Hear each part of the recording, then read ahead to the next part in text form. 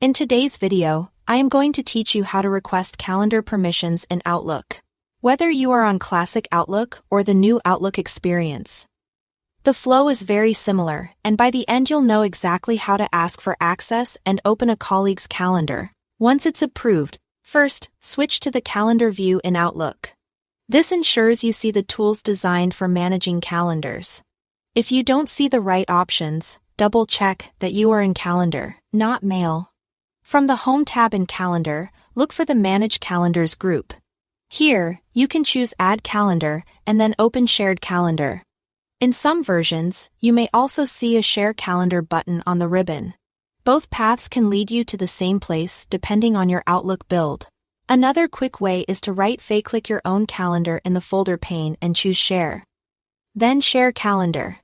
The options you see can vary slightly between Classic and New Outlook, so use whichever route you have available to initiate the request. When the dialog opens, enter the name of the person whose calendar you need, or pick them from your organization's address book or directory.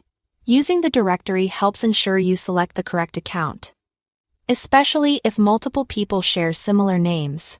Once the person is selected, proceed to request access. If they haven't already shared their calendar with you, Outlook will prompt you to request permission.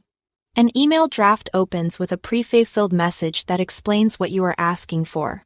This is a great moment to personalize the note.